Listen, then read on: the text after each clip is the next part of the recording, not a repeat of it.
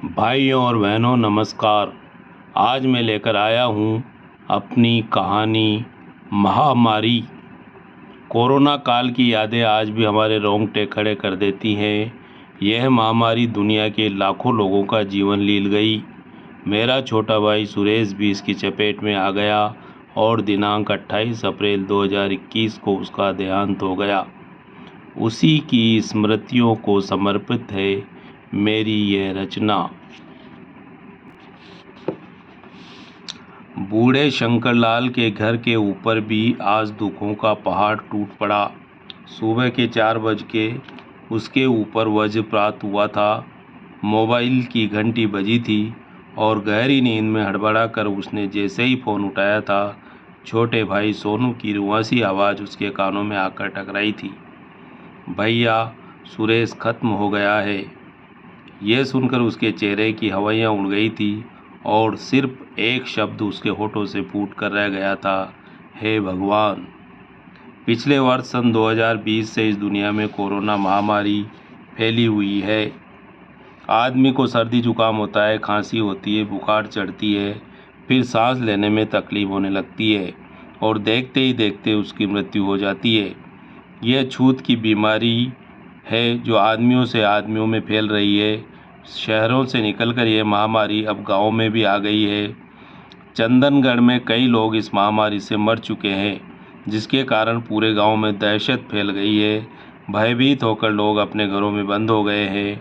इस महामारी से बचने के लिए नाक व मुंह पर कपड़ा बांधने लगे हैं, एक दूसरे से दूर दूर रहने लगे हैं। गांव में महामारी का खौफ इस कदर बढ़ गया है कि लोग अपनों के अंतिम संस्कार में भी जाने से कतराने लगे हैं। सुरेश उसका मंझला भाई था। 2-3 दिन वह सर्दी जुकाम व बुखार से पीड़ित रहा था। गांव के डॉक्टर ने दवाई लेता रहा था, परंतु कल शाम उसकी तबीयत अधिक बिगड़ गई थी। उसे सांस लेने में भी परेशानी होने लगी थी। यह सुनकर छोटा भाई सोनू और उसका बेटा उसे लेकर झालावाड़ के मेडिकल कॉलेज अस्पताल में दौड़े थे। डॉक्टरों ने उसे कोरोना महामारी के वार्ड में भर्ती कर लिया था। 1-2 इंजेक्शन लगा दिए थे और नाक में ऑक्सीजन लगा दी थी, लेकिन उसकी तबीयत में कुछ भी सुधार नहीं हुआ था और आधी रात के बाद उसकी मृत्यु हो गई थी। सुबह होते होते सुरेश के निधन की खबर पूरे गांव में फैल गई थी। उसके घर में कोहराम मच गया था। आसपास के कुछ पुरुष व स्त्रियां उसकी गुहार में आ गए थे। मां के साथ सुरेश की लड़कियां फूट फूट कर रोने लगी थी। भाई की मृत्यु का खबर सुनकर उसे गहरा सदमा लगा था। निडाल होकर वह गुहार के द्वार पर छपरे में आ बैठा था। उसके आसपास गांव के कुछ लोग और आ बैठे थे। वे उसे ढाढ़स बंधा रहे थे। सबके मुंह पर मास्क लगे थे या कपड़े से बंधे थे। सबकी आंखों में महामारी व मौत का खौफ छाया हुआ था। अस्पताल की एम्बुलेंस सुरेश के शव को लेकर सीधी गांव के शमशान में पहुंची थी। महामारी के संक्रमण के खतरे के कारण शव को घर नहीं लाया गया था। प्लास्टिक में पैक शव को 3-4 लोगों ने पीपीई किट पहनकर मुंह पर डबल मास्क लगाकर सावधानीपूर्वक एम्बुलेंस से उतारा था और सीधा चिता पर ला रखा था। सारे लोगों ने दूर से ही सुरेश के दर्शन किए थे और परिवार के लोगों ने अंतिम संस्कार पूर्ण किए थे और सुरेश के बेटों ने चिता को आग लगा दी थी। आज शंकरलाल स्वयं को बहुत दुर्बल व सुरक्षित महसूस कर रहा था। मौत ने आज उसके परिवार पर प्रहार किया था और उसके भाई को उठा ले गई थी। अचानक भाई की मृत्यु के आघात ने उसे झकझोर कर रख दिया था।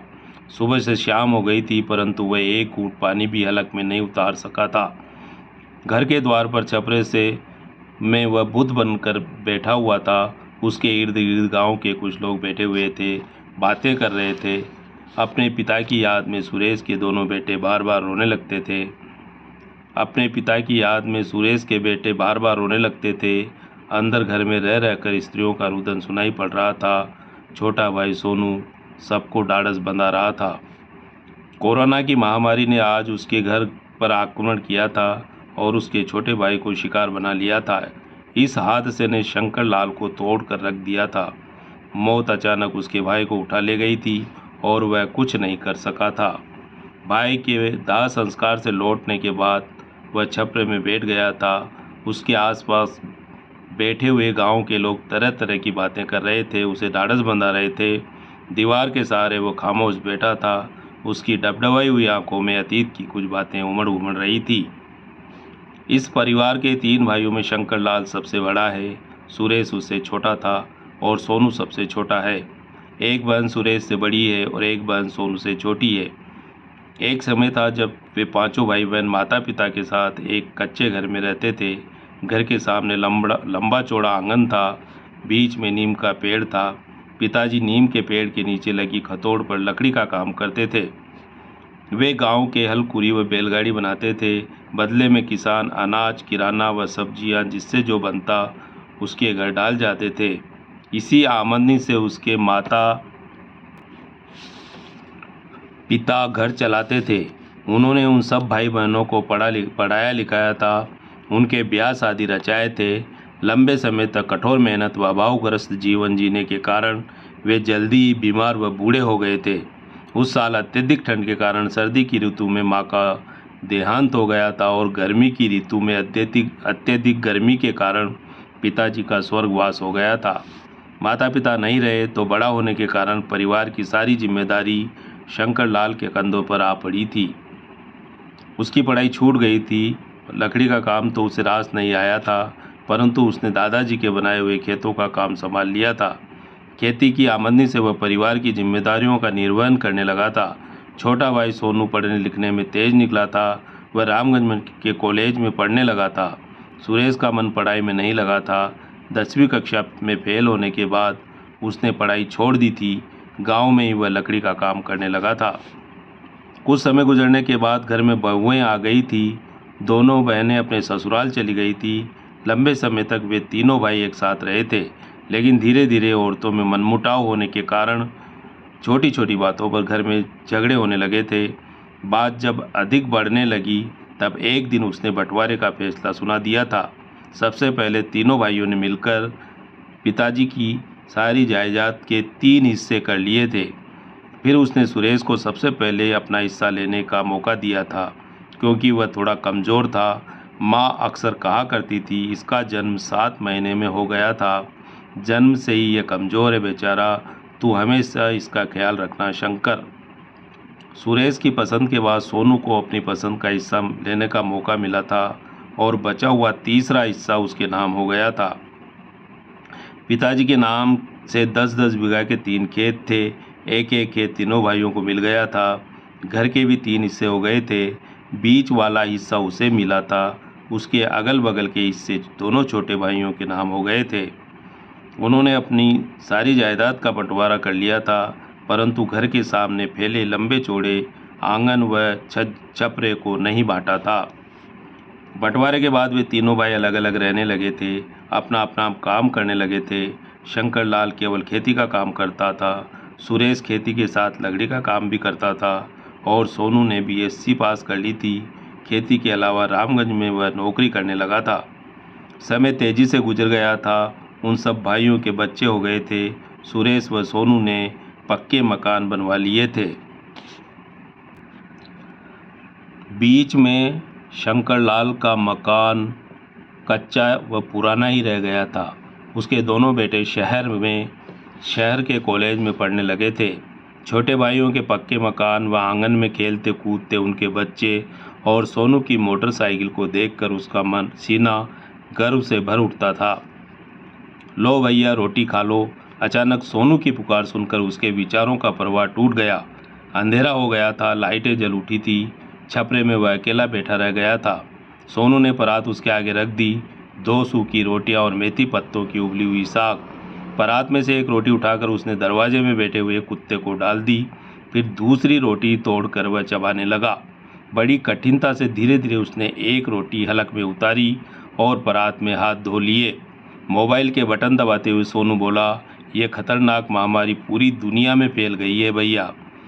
अब तक इसने 35 लाख लोगों को मार डाला है। इस बीमारी से आज हमारे ही देश में 4000 से अधिक लोग मरे हैं। एक खबर और आ रही है कि कोरोना वायरस चीन का बनाया हुआ है। जैविक हथियार है जिसके द्वारा उसने दुनिया पर आक्रमण किया है। उसके आगे से परात उठाकर सोनू घर में चला गया था। वह सोनू की बात में निहित भयावहता को महसूस करने लगा था। दिन भर का थका हारा शंकरलाल टांगे लंबी करके छपरे की दीवार के सहारे पसर गया। आंखें मूंद कर वह सुस्ताने लगा। थोड़ी देर में उसे नींद आ गई और नींद में छोटे भाई की स्मृतियां मंडराने लगी। अचानक सुरेश की पुकार सुनकर उसकी नींद खुल गई। चौंक कर वह उठ बैठा हुआ। रात गहरा गई थी। छपरे में सब गहरी नींद में सोए हुए थे। सुरेश के लड़के सोनू और उसके बच्चे। कुछ क्षणों तक सोनू को देखता रहा। 2 दिन से वह भाग दौड़ में लगा है। सोनू ही है जो सुख दुख की घड़ी में परिवार की मदद करता है। वह स्वयं तो बूढ़ा और कमज़ोर हो गया है। सुरेश नहीं रहा तो अब उसकी कमर ही टूट गई है। सुरेश की पुकार फिर उसके कानों में गूंजने लगी। उसका मन भर आया। वह उठ खड़ा हुआ और धीरे से किवाड़ खोलकर बाहर निकल गया।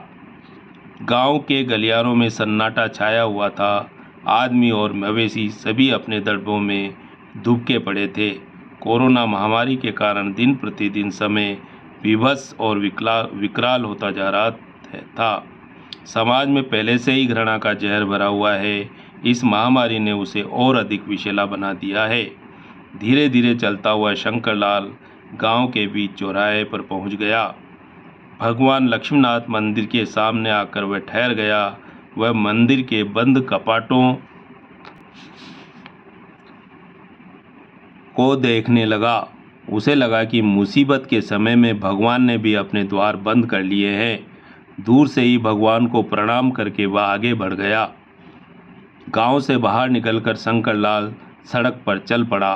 थोड़ी ही देर में वह शमशान में पहुंच गया। वह भाई की चिता के नज़दीक आकर खड़ा हो गया। चिता अभी तक ठंडी नहीं पड़ी थी। अंगारे सुलग रहे थे। वह अंधेरे में चमक रहे थे। उसका मन भाव विह्वल हो गया और स्नेहपूर्वक वह पुकार उठा, सुरेश।